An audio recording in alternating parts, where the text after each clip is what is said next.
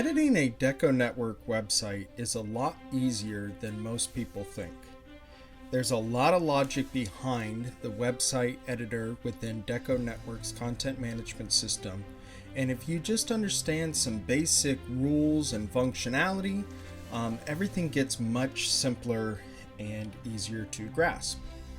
So first, what we're looking at within, we have our list of websites, then I select a website, and then these are what I would call the back-end settings for that site. As a fulfillment center, we have the ability to come into administration. If you ever let your affiliate be the store owner and manage their own site, they see commissions to dashboard. So first thing you typically do is come into edit website and access the front end drag and drops section, which is in the website pages. It is important to also remember that this is where we store custom CSS and HTML for the overall portion of the site. The only time we recommend using this is when absolutely necessary and when drag and drop does not work. The two places, one would be the header. You can't drag and drop the style of the header, so it's a good place to add custom code. And then secondly, we have our custom design tool code that we feel works and looks a little bit better than Deco's default. And lastly, remember that every time that you publish the site, you save a version and it is stored right here in previously published. And you can revert back to that version in case you publish something you didn't want to. All right, so when you're within the website editor, it's on the left-hand side, you have your primary sections. Now, first thing to talk about is the theme. You typically set the theme and then you don't ever edit it again. So it's something you do within the first couple minutes and then it's gone. Okay? The design correlates with the theme. The design is where we can set our default color schemes and fonts used throughout the website. So this will create the overall default style, and then you can always override colors, fonts, and so forth when you're editing a page, but these will set your default and create that consistency. It's also within the design, we can also upload our logo, set the title. The page options are very quick questions. Do we want to show a search bar, show our phone number in the header, currency, things like that. And social site links allow you to enter your social media profile links, and then typically we display them in the footer. The design is another section where you do it initially and then we really never go back to it. You just don't need to be updating your color scheme and fonts all the time. So the main part of editing your website is first selecting which pages are on and off, and the content on the pages themselves. So if you want to add a page, you can also copy a page, and that'll copy all of the content on the page and the overall layout. This will greatly save you time. So let's just go ahead and copy this contact page, and let's just make it contact us. That's just an example. So within the pages, first you can set which pages are on and which ones show up in the header. To show it in the header means to show in the menu. If I come within the advanced settings, I can also turn off a page. So just because you don't show it in the header doesn't mean it's off, it just doesn't mean it's in the main menu. The advanced settings is also where we contain the meta page title and description. This is probably the #1 overlooked task by most people who manage their own sites. You really need to optimize your website from an SEO standpoint at minimum by editing the page title and description. If you have any questions on how to do that, just go onto Google and type in how to write a meta page title and description. There's tons of articles. You want it to be unique. So just don't go out there and copy your competitions and put it right in here. Google will punish you. All right. So again, pages is where I can turn on or off a page, hide it from within the menu. I can copy, I can remove it. But it's also how I select which page I want to edit. So again, I'm currently on the Contact Us. I could choose any of these pages. So let's just go back to our home. Once I'm on a page, typically I'm going to edit the content that's already on the page, or I'm going to add additional content. So when it comes to adding content, content is in the form of a widget. So if you want to add text, images, videos, products, whatever you're going to add to the page, it involves adding a widget to display that content. Now, before you can add a widget, what you need to do is you need to add what's called a row/column. It doesn't matter which website you go on to, every website contains rows of content. So give me 1 second. We're going to just pull up customink.com. And if you look at Custom Ink, every website's this way. This is a row of content, row of content, row of content, row.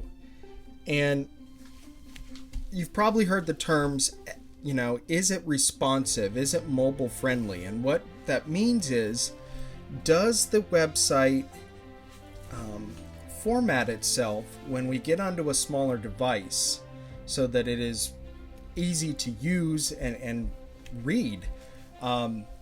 So, a lot of customers will use a 40-inch desktop giant monitor, and they'll use a small iPhone.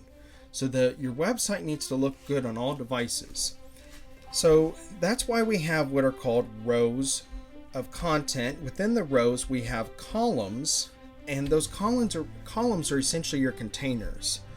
So if I look at this is 1, 2, 3, 4 columns / containers. This is a row with 3 columns. 1, 2, 3, 4, 5, 6, 7. 2, 3. So we have rows of content. Within a row, we have column containers. And when we get smaller or go to a smaller device, the content either pushes itself in and gets smaller, or it starts to fold underneath itself. So you can see these are starting to come down underneath one another. Deco does it exactly the same way. So we again come to widgets. We want to drag what's called a row column on here. And at the moment you can see there's just one column. I can change how many columns there are by coming into the row settings. And by choosing additional columns, it adds these containers. And I can now drag content into each container. And as I get onto a smaller device, I can decide how that content acts. Is it stay inline and just shrink, or do we stack it on top of one another? So with other settings within the row is, again, how many columns do I want? I can use a background or a shadow. I can choose to add padding or stretch it the full width of the page. We're going to talk about padding in a second. As a good rule of thumb, I like to pad the sides of a row 2% so it's not writing, the content's not writing the very edge. Which again, we'll talk about that in a second. Spacing is the space between columns. So you want to come into custom. 20 pixels is very common. And then if I need to shrink it or add to it on the other devices, I can. And then responsive properties. Responsive properties allows us to control, again, how the content acts on the smaller devices. Is it going to be inline or stacked? when we're designing a page, we definitely want to be looking at what does this look like on a wider monitor, what's it look like on a smaller monitor versus a tablet versus a phone. Again, your website has to look great on every type of device, as customers use everything to place an order nowadays. Once you've added your row and you've determined how many columns there's going to be, you want to come into widgets and then start adding your text, videos, images, products. So first we have text. Now the text widget is more for paragraphs. Okay, it's just a classic copy and paste into here, and it can display a lot. I can highlight certain words with individual colors or different fonts, versus a heading is more like a bold title. You know, if I were to write a paper, I would at top have a title and then have the actual text within it. It's just very different. The heading settings, if you come back to design style editor, you have your default settings here. So the default fonts you use for your headings can be set here. Now I can override it, and I'll show you that in a second. But if you look, this is heading 2. And if I were to come in here and change the font, it's going to change it there. Now, if I were to come into this individual heading and come into design and change it to something else here, it would permanently stay that font. It would not be influenced by the style editor anymore because I have overridden the default. Okay, when it comes to the heading, or really every widget you add, doesn't matter if it's text, header, images, products. When you go into the settings, so within the widget settings, these are all of the little custom code we used to have to add back in the day. We can format how it looks by coming into the first 2 columns here of the settings. The first 2 columns are unique to this specific widget. So if this is the heading widget, the design is asking me, okay, what font do I want to use? What color do I want the text to be? How large do I want it to be? How tall, how much space do I want? You know, is it double or single spaced? 1.5 for a heading is typically pretty good. What weight is the boldness? Some fonts have a lot more settings here. Do I want to italicize it? Do I want to give it all caps, at least small caps? What's the letter and the word spacing? The decoration, and then transform right there. So again, the first 2 columns are unique to each widget. Background properties to advanced is exactly the same on every widget. So if I come back here into widgets and let's just drag an image onto the page, I'll just select this default. Content and design are specific to images. So all the settings here are really within these 2, and then background to advanced are exactly the same as they are in this heading widget. And I'll go over in a second what you will do with these typically.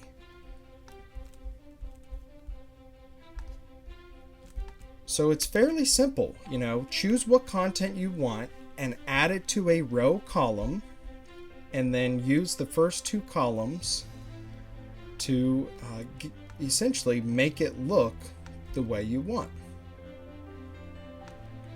And there's a lot of settings. So you have your basics, your products, media. You rarely use these, you rarely use these, you rarely use these. The bulk of what you will use is a heading, page title, buttons. Buttons are very common Again, it's similar to the heading. What font do I want it to be? What background color? What I want the hover color to be? And then listing either blank products, decorated products, or categories. So if I want to list blank products, I just drag it onto the page. Now again, I should be adding these within a row. Just undo that.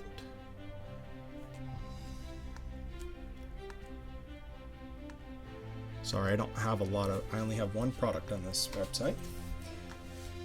So within a blank product listing, I can come within design and I can choose, do I want to show the name? Do I want to show the code, the brand, the prices, the colors, the sizes? If I click on this little magic brush, it allows me to really fine tune the way I want that setting to look. If you notice over here, this is the decorated products, this is the designs, and this is the products. This is your blank products page. Just update the name. The blank products page correlates, with the blank product listing and categories. The decorated products page correlates with the decorated products and categories. The design categories and listings correlate with the designs page. You can see this little blue icon on each. When I say correlate, I'm referring to if I add a widget on any page for blank products and the customer clicks on the blank product, it's going to take them to this page or straight to the design tool. So it's important to just understand that when you use these widgets, you're really taking the customer to one of these 3 pages, or you're skipping that step and going straight to where the customer can make a purchase on the product or on the design tool. Let's go back to our home page.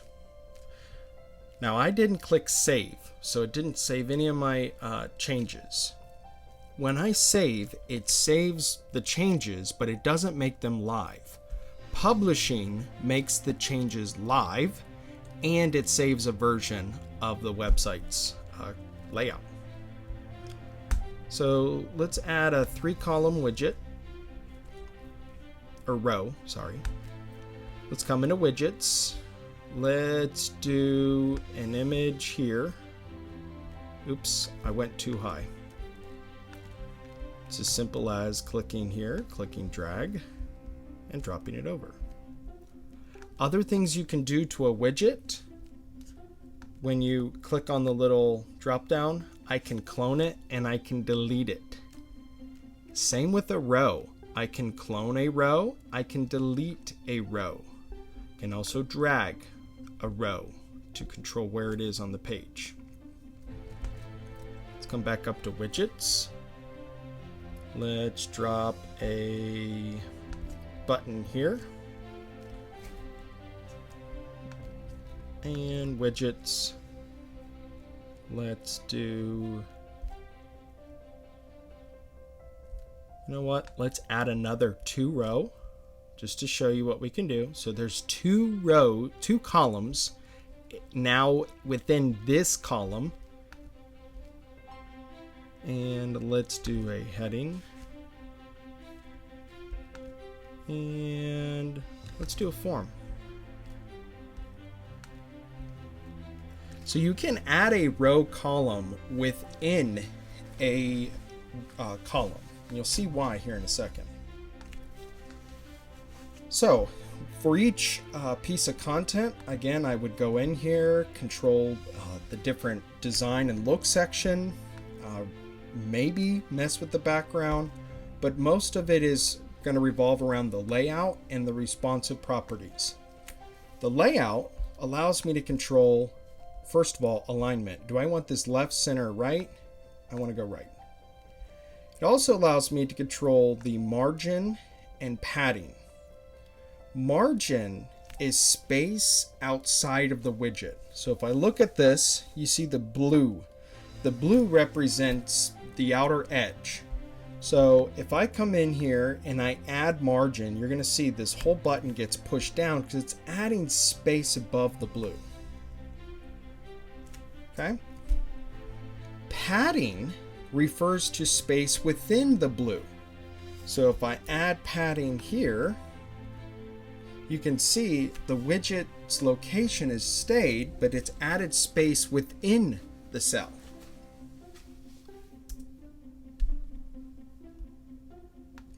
The exact same thing is true to a row.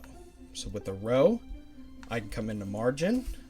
I can add margin. So you watch this, the green will come down, or space, and I can add padding.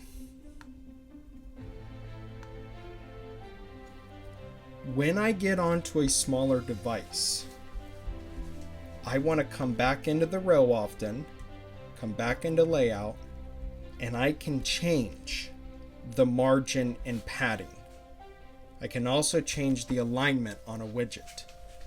So if I don't want this much space, it's as easy as coming in here and making an adjustment.